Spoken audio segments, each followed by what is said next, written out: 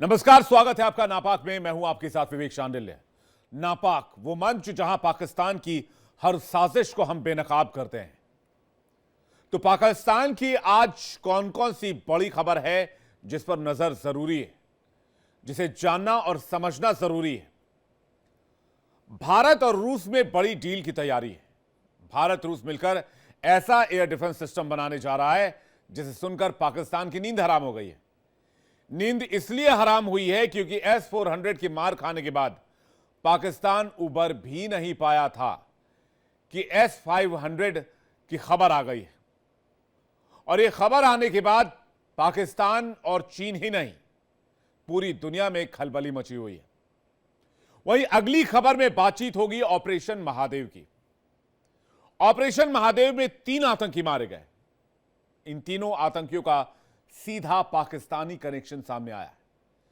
सुरक्षा एजेंसियों ने, सेना के जवानों ने आतंकियों के पाकिस्तानी पते वाले वोटर आईडी कार्ड न सिर्फ बरामद किए बल्कि सार्वजनिक भी कर दिए, जिससे पाकिस्तान की औकात और पाकिस्तान का चरित्र दोनों दुनिया के सामने उजागर हो सके। यानी पाकिस्तान को भारत अब डोजियर नहीं, बड़े डोज देने की तैयारी में है। और जो अगली खबर है उसे पाकिस्तान तो खास करके कभी नहीं सुनना चाहेगा, क्योंकि अगली खबर में जिक्र है 5 अगस्त का। 5 अगस्त वो तारीख जिसे सुनकर पाकिस्तानी थर-थर कांपने लगते हैं। पाकिस्तानी हुक्मरान और पाकिस्तानी सेना 5 अगस्त को मातम दिवस मनाती है। गलती से उनके कान में यह तारीख पड़ जाए तो उनके कान बंद हो जाते हैं और शरीर सुन्न पड़ जाता है। 5 अगस्त का नाम आते ही शहबाज शरीफ और मुल्ला मुनीर कांपने लग जाते हैं। 5 तारीख पाकिस्तान के लिए किसी कयामत की तारीख से कम नहीं। क्यों, यह भी आपको बताएंगे। तो पाकिस्तान की आज 3 बड़ी कहानियां आपके सामने हैं। तो तैयार हो जाइए नापाक देखने के लिए, क्योंकि वक्त है पाकिस्तान की एक एक साजिश की बखिया उधेड़ने का।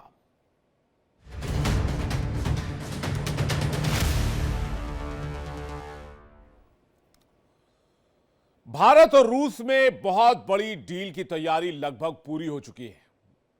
भारत और रूस मिलकर S-500 एयर डिफेंस सिस्टम बनाएंगे। इस खबर के सामने आने के बाद पाकिस्तान और चीन ही नहीं, पूरी दुनिया में खलबली मची हुई है, क्योंकि पाकिस्तान S-400 डिफेंस सिस्टम का ट्रेलर देख चुका है। पाकिस्तान S-400 से पिट चुका है। ऑपरेशन सिंदूर के जरिए भारतीय सेना ने पाकिस्तान को सबक सिखाया था। 100 किलोमीटर अंदर घुसकर ऐसी तबाही मचाई जिससे पाकिस्तानी जिंदगी भर नहीं भूल पाएंगे। और अब खबर आई कि S-500 को लेकर डील होने जा रही है। तो सोचिए कि पाकिस्तान की स्थिति, पाकिस्तान की हालत इस डील को सुनने के बाद आखिर क्या हो रही होगी।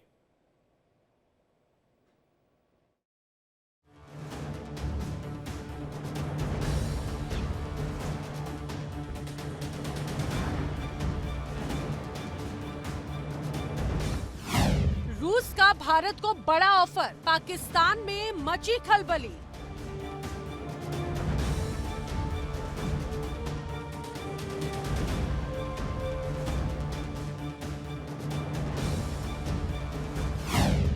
S-500 की डील से पाक का पुख्ता इलाज।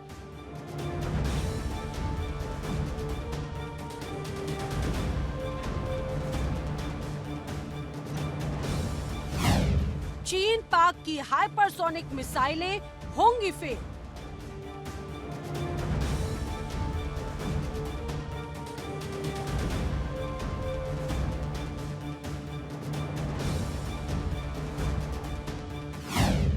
भारत में निर्माण तकनीक ट्रांसफर का ऑफर से डरा पाकिस्तान।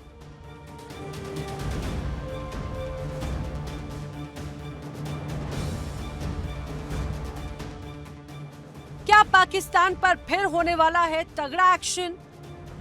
रूस की भारत के साथ डील से पाकिस्तान की नींद उड़ी हुई है, क्योंकि रूस ने जो टेक्नोलॉजी अभी तक चीन को नहीं दी, उस डिफेंस सिस्टम की तकनीक भारत को मिलेगी। इस तकनीक से पाकिस्तान के साथ चीनी हायर मिसाइल का भी इलाज होगा। भारत पाकिस्तान के साथ पिछले कुछ समय से जो तनाव चल रहा था, वो महज एक ट्रेलर भर था। अब जरा उस समय को याद करें जब नापाक पाकिस्तान ने अपनी पूरी एयर पावर झोंकने की हिमाकत की थी। रोजाना सैकड़ों की तादाद में ड्रोन, लड़ाकू मिसाइल, यहां तक कि अपने सबसे एडवांस फाइटर जेट को भारत की ओर भेजा जा रहा था।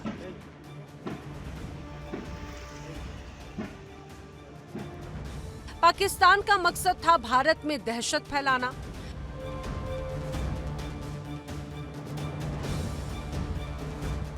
भारत के अहम ठिकानों को नेस्तनाबूद करना।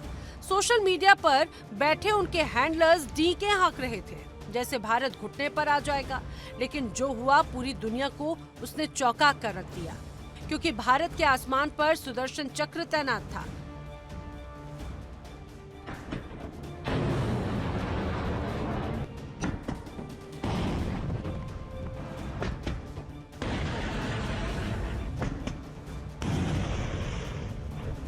रूस से मिला था S-400 डिफेंस सिस्टम।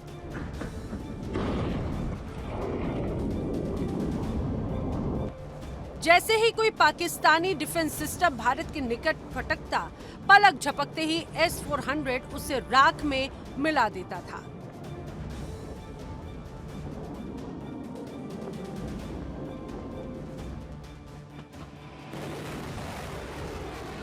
सैकड़ों पाकिस्तानी हमले हवा में ही दफन हो गए। उनके ड्रोन, मिसाइल, महंगे फाइटर जेट्स, सब कुछ कबाड़ बन गए। भारत ने न सिर्फ अपना लोहा मनवाया, बल्कि ये भी साफ कर दिया कि ये नया भारत है जो घर में घुसकर मारता है। S-400 की सफलता देखते हुए अब रूस की तरफ से भारत को S-500 के ज्वाइंट प्रोडक्शन का ऑफर दिया गया।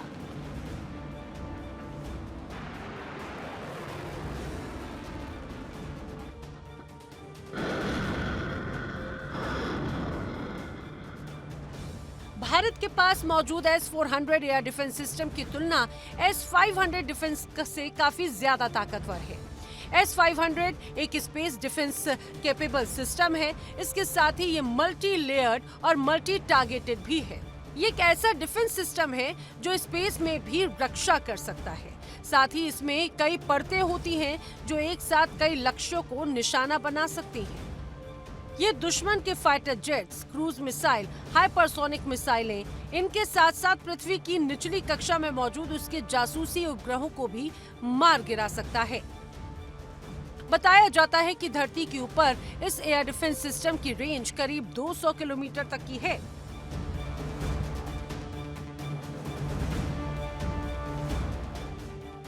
इसके अलावा इसके बारे में कहा जाता है कि ये दुनिया की एकमात्र एयर डिफेंस सिस्टम है जिसकी रेंज 600 किलोमीटर है, और वो उतनी रेंज में एक साथ मैक 20 की रफ्तार से 10 लक्ष्यों को इंटरसेप्ट भी कर सकता है। इतना ही नहीं, S-500 की मदद से अंतरिक्ष में चक्कर लगा रहे दुश्मन की सैटेलाइट को भी मार गिराया जा सकता है। भारत और रूस के बीच ऊर्जा व्यापार में अब सिर्फ सस्ता कच्चा तेल, हथियार ही नहीं, बल्कि एक और अहम प्रोडक्ट तेजी से जुड़ चुका है, जिसका नाम है नेफ्था। इसे लेकर पाकिस्तान में खलबली मची हुई है। पाकिस्तानी आवाम भी इस डील से हैरान है। रॉयटर्स की खबर के अनुसार जून में रूस के बंदरगाहों से भारत को 2,50,000 टन नेफ्ता भेजे गए। ये मई से 5% कम था, लेकिन साल 2025 के पहले 6 महीनों में भारत ने रूस से 14 लाख टन से ज्यादा नेफ्ता खरीदा। शिपिंग डेटा से पता चला कि रूसी नेफ्ता भारत के पश्चिमी बंदरगाहों जैसे मुंद्रा, हजीरा और सिक्का पर पहुंचा। भारत पहले यूएई से नेफ्ता खरीदता था, लेकिन अब वो रूस से सस्ता नेफ्ता खरीद रहा है ताकि उसे कम पैसे खर्च करने पड़े। भारत के लिए रूस से नेफ्ता खरीदना सिर्फ एक कारोबारी फैसला नहीं बल्कि एक रणनीतिक चाल भी है। एक तरफ ये पेट्रोकेमिकल इंडस्ट्री के लिए जरूरी कच्चा माल उपलब्ध कराता है तो दूसरी ओर तेल उत्पादों की कीमतों में वैश्विक अस्थिरता के बीच ये एक सस्ते और स्थायी सप्लाई का जरिया भी बन गया है। भारतीय सेना के ऑपरेशन सिंदूर के बाद से ही पाकिस्तान अंदर तक सहमा हुआ है।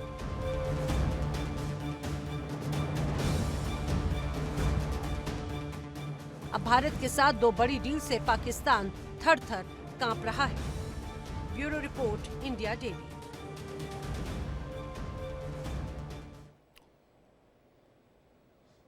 पहलगाम में 22 अप्रैल को हुए आतंकी हमले को लेकर जांच में बड़ा खुलासा हुआ है। 28 जुलाई को ऑपरेशन महादेव में मारे गए 3 आतंकियों का सीधा कनेक्शन पाकिस्तान से सामने आया है। और ये कोई हवाई वाली बात नहीं है जिसमें लोग कहते हैं ना कि भाई आप बताइए आपने कैसे अज्यूम कर लिया। कुछ नेताओं ने कहा था, आपको याद होगा, कि आपने कैसे अज्यूम कर लिया कि वो पाकिस्तान से ही आए थे। आपने कैसे समझ लिया कि पाकिस्तान आतंकी ही थे, वो पाकिस्तानी। आपने कैसे अज्यूम कर लिया कि वो आतंकवादी पाकिस्तान से बॉर्डर क्रॉस करके आए थे। तो उसको अब जवाब, उन जैसे नेताओं को और ऐसे सवालों को जवाब दिया इंडियन आर्मी ने। सुरक्षा एजेंसियों ने आतंकियों के पाकिस्तानी पते वाले वोटर आईडी कार्ड न सिर्फ बरामद किए बल्कि इसकी तस्वीर भी सार्वजनिक कर दी, खासकर पाकिस्तान और पाकिस्तान की रहनुमाओं के लिए जो भारत में रहते हैं और पाकिस्तान के गुण गाते हैं। भारत अब FATF में इन पुख्ता सबूतों के आधार पर पाकिस्तान को न सिर्फ घेरने की तैयारी में है बल्कि पाकिस्तान की औकात और उसके चरित्र को पूरी दुनिया के सामने बेनकाब करने की तैयारी में है।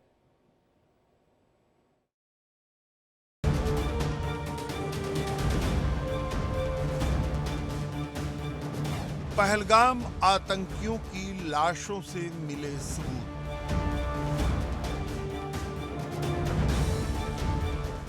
लाहौर की आईडी, कराची की चॉकलेट।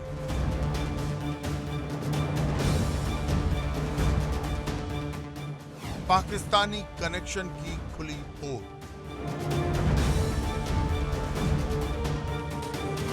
भारतीय सेना ने चुन चुन कर दिए सबूत।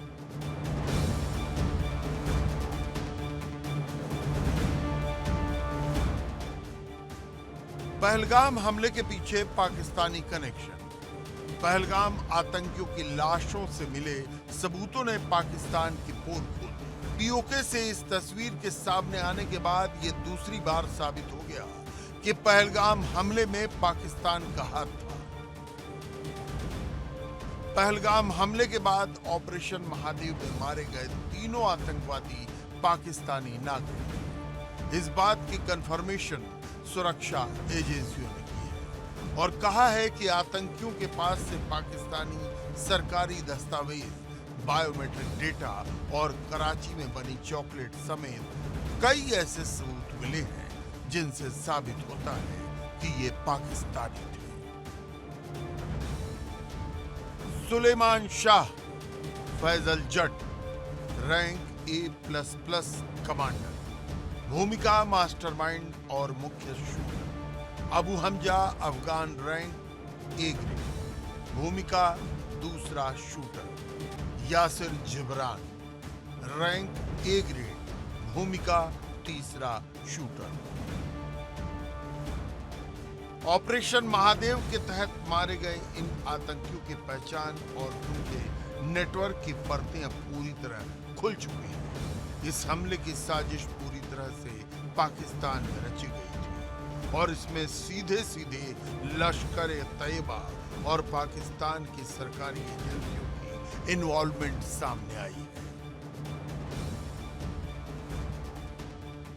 जांच में सामने आया है कि पहलगाम हमले में शामिल तीनों आतंकी सुलेमान शाह उर्फ फैजल जट, अबू हमजा उर्फ अफगान और यासिर उर्फ जिब्रान पाकिस्तान के रहने वाले थे और लश्कर-ए-तैयबा के A++ और A कैटेगरी के कमांडर थे। ये आतंकी न तो स्थानीय कश्मीरी थे और न हाल के समय में भर्ती किए गए आतंकियों में शामिल थे। आतंकी सुलेमान शाह और अबू हमजा के पास पाकिस्तान के चुनाव आयोग की ओर से जारी लैमिनेटेड वोटर पर्ची मिली जिससे पता चला कि वो लाहौर और गुजरांवाला के थे। एनकाउंटर के दौरान डैमेज सैटेलाइट फोन के माइक्रो एसडी कार्ड में बायोमेट्रिक रिकॉर्ड थे। इन पर उनकी उंगलियों के निशान, चेहरे के नमूने और वंशावली थी। इस रिकॉर्ड से आतंकियों के पाकिस्तानी होने के पुख्ता सबूत मिले। आतंकियों के पास कैंडीलैंड और चोकोमैक्स चॉकलेट के रैपर भी मिले, जो मई 2024 में मुजफ्फराबाद से भेजे गए एक कंसाइनमेंट से जुड़े थे। उनके पास से जब्त की गई AK-103 राइफलें वही हथियार थे जिनका इस्तेमाल हमले में किया गया था। पहलगाम से मिले DNA के सैंपल भी मारे गए आतंकियों के शरीर से मेल खाते। भारतीय खुफिया एजेंसियों के मुताबिक ये तीनों आतंकी मई 2022 में गुरेज सेक्टर से LOC पार कर घाटी में दाखिल हुए।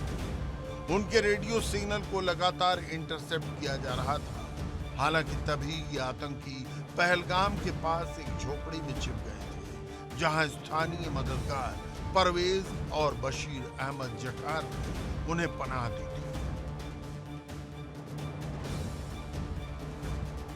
इस बीच एक और खुलासा हुआ।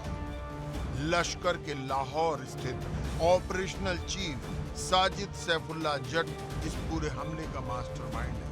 वहीं रावलकोट निवासी रिजवान अनीस ने कश्मीर में मारे गए आतंकियों की गायबाना नमाज जनाजा आयोजित की थी, जिससे ये साफ होता है कि हमले के बाद भी पाकिस्तान में आतंकियों को हीरो बताया गया। फॉरेंसिक जांच में यह भी पाया गया कि हमले के स्थान से मिली गोलियों के खोखे उन्हीं 3 AK-103 राइफल से मेल खाते हैं जो 28 जुलाई को दाचिगाम हरवान जंगल में मारे गए आतंकियों से बरामद की गई थी। 28 जुलाई को भारत की फौज ने ऑपरेशन महादेव के तहत जिन 3 पाकिस्तानी आतंकवादियों को मारा, उनके पास से पाकिस्तान के इलेक्शन कमीशन के वोटर ID कार्ड निकले हैं। उनके पास से इलेक्ट्रॉनिक माइक्रोचिप डिवाइस निकले हैं, जिसमें कि उनके फेशियल फीचर्स, उनके हाथों के निशान और सबसे बड़ी बात है वो किससे बात कर रहे थे सैटेलाइट फ़ोन पर, वो निकले हैं। इससे भी बड़ी बात है कि अब उन्होंने जो 3 AK-47 वेपन्स का इस्तेमाल करके पहलगाम में भारतीय टूरिस्ट पर फायरिंग की थी, उनको हमारे फॉरेंसिक लैब ने टेस्ट फायरिंग करके यह सिद्ध कर दिया है कि जो पहलगाम में जो पीड़ित 26 भारतीय थे, उनके शरीर में जो गोलियां हैं, उन गोलियों में जो निशान हैं वो इन्हीं तीनों AK-47 से निकले हैं। गृह मंत्री अमित शाह ने भी संसद में बताया कि हमारे पास अब पहली बार पाकिस्तान की तरफ से जारी किए गए सरकारी दस्तावेज हैं जो इस बात को बिना किसी संदेह के साबित करते हैं कि पहलगाम हमले के आतंकी पाकिस्तानी नागरिक। अब जब पाकिस्तान के पक्के सबूत सामने आए हैं, उसके बाद पाकिस्तान की सारी चाल बेनकाब हो गई है। ये साफ हो गया है कि ये तीनों आतंकी पाकिस्तानी नागरिक थे और लश्कर-ए-तैयबा के सीनियर कमांडर थे।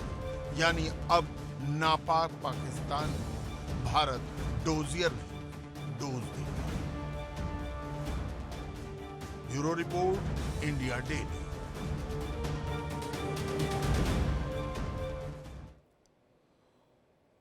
और अब कहानी पाकिस्तान और 5 अगस्त की तारीख की। 5 अगस्त की तारीख जैसे ही आती है, पूरे पाकिस्तान को सांप सूंघ जाता है।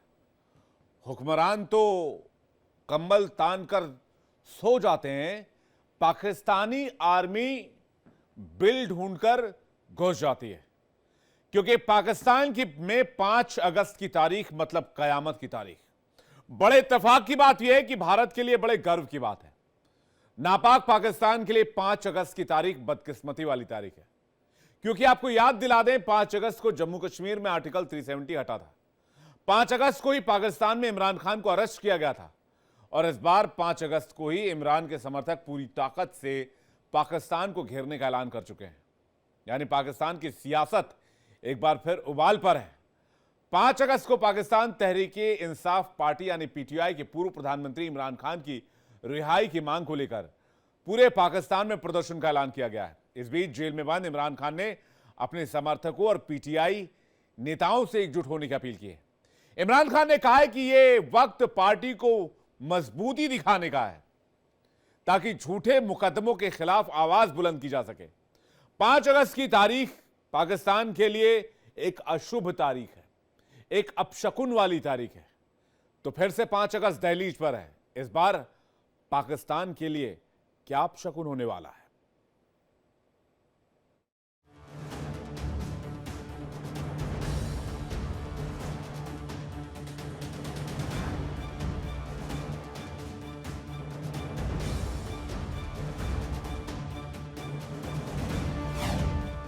पाकिस्तान में कटेगा बवाल।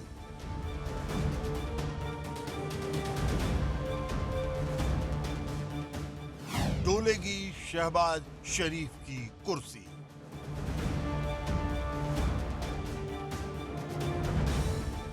पांच अगस्त पाकिस्तान के लिए खतरनाक।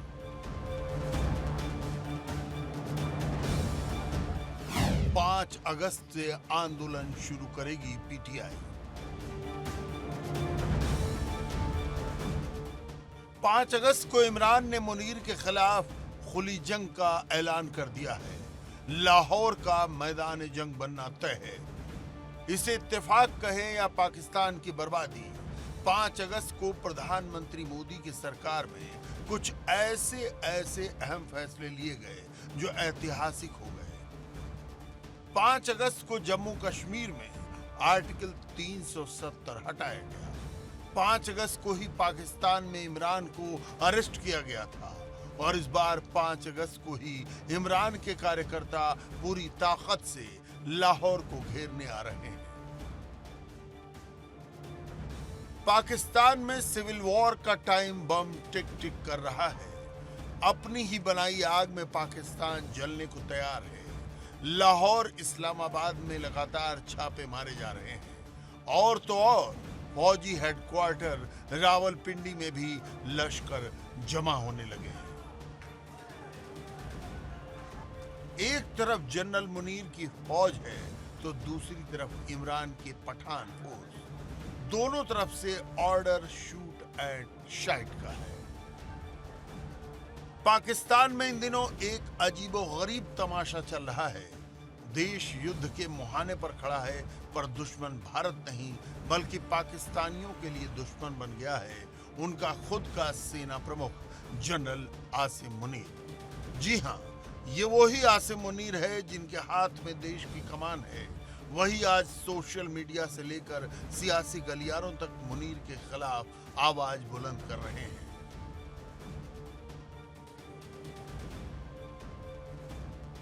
पहलगाम हमले के बाद भारतीय एक्शन ने पाकिस्तान की नींद हराम कर दी है, पर सबसे ज्यादा हड़कंप मचाया है पाकिस्तानियों की खुद अपनी सेना से बढ़ती नाराजगी। आज पाकिस्तान में मुनीर आउट ट्रेंड कर रहा है और इमरान खान के समर्थक तो खुलेआम चिल्ला रहे हैं, मुनीर को हटाओ, इमरान को लाओ, पाकिस्तान को बचाओ का नारा लगा रहे हैं।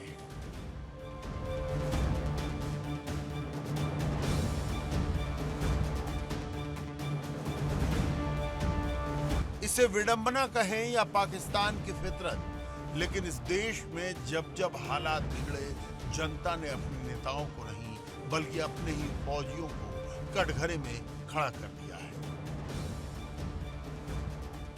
रावलपिंडी के अदियाला जेल में बंद पाकिस्तान के पूर्व पीएम इमरान खान ने शहबाज शरीफ सरकार और सेना प्रमुख आसिम मुनीर के खिलाफ मोर्चा खोल दिया है।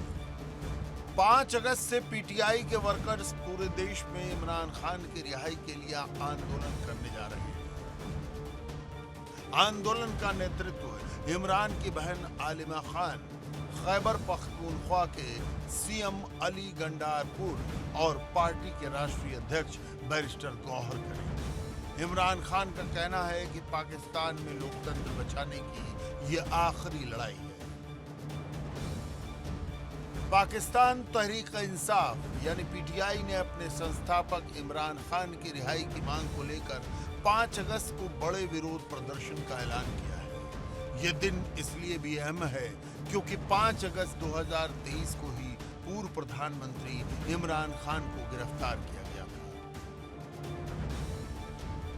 पाकिस्तान में 5 अगस्त की तारीख को लेकर सरकार और सेना में बौखलाहट ऐसी है कि पाकिस्तान रात को सोने की बजाय मीटिंग कर रहा है।